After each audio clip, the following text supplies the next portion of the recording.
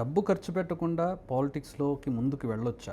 వెళ్ళే అవకాశం ఉందా? ఒక ఎమ్మెల్యేగా గెలవాలి అంటే కొన్ని కోట్ల డబ్బు ఖర్చు పెట్టకుండా అవుతుందా? ఒక సాధారణ మనిషి నేను ప్రజాసేవ చేస్తాను, నేను నాయకుడిని అవుతాను అని అనుకుంటే ముందుకొచ్చి డబ్బు లేకుండా గెలిచే పరిస్థితి ఉందా ఈరోజు?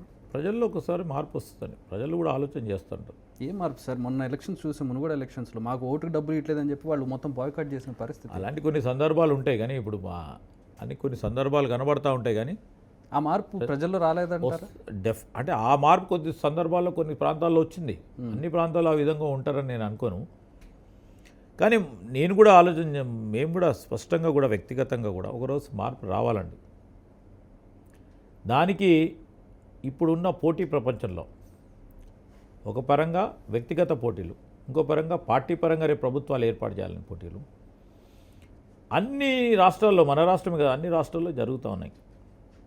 అలాంటప్పుడు ఎలక్షన్ కమిషన్ ఆఫ్ ఇండియా చాలా ఫర్మ్గా నిర్ణయాలు తీసుకొని నిర్ణయాలతో పాటు అమలు చేసే ఆ 30 రోజుల్లో కానీ ఆ 40 రోజుల్లో కానీ అమలు చేస్తూ స్ట్రిక్ట్గా రెగ్యులేటెడ్గా ఆ ఫ్రేమ్వర్క్ ఇచ్చేసి ముందుకెళ్తే దాన్ని నిజంగానే ఒకసారి 2 సార్లు 3 సార్లు మొత్తం కూడా ఒక వాతావరణంలో మార్పు తీసుకొచ్చే కార్యాచరణ తీసుకోవచ్చు. కాదంటే నథింగ్ ఈజ్ ఇంపాసిబుల్. ఇప్పుడు ఈ విధమైన మార్పు వచ్చింది.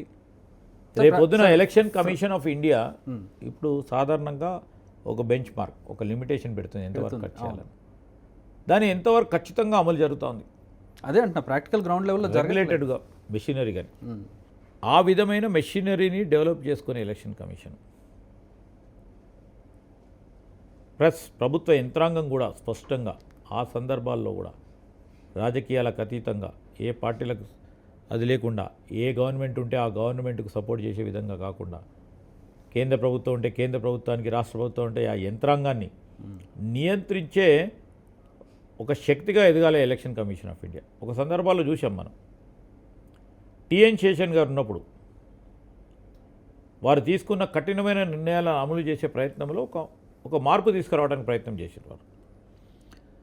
అలాంటి వ్యక్తి ఈరోజు లేకుంటే వ్యవస్థ అవసరం ఆ విధంగా లేకుంటే అన్ని రాజకీయ పార్టీలు ఏకతాటికి వచ్చి మాట్లాడాలి, అయ్యే సాధ్యం కాదు. అవుతుందా సార్? అది కాదు. వ్యక్తులు వచ్చి నేను ఇంతవరకు ఖర్చు పెడతాను, నువ్వు కూడా ఖర్చు పెట్టగలరా అని సాధ్యమే కాదు అది.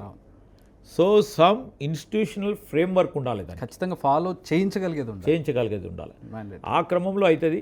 లేకుంటే ప్రజలు విసిగి వేసారి ప్రజల నుంచి రెవల్యూషన్ రావాలా వచ్చి మేము ఎవరికి అనేక సందర్భాల్లో గ్రామీణ ప్రాంతాల్లో మీరు గ్రామ సర్పంచులు చూడండి, లక్షలాది ఖర్చు పెడతా ఉంటారు కొన్ని సందర్భాల్లో.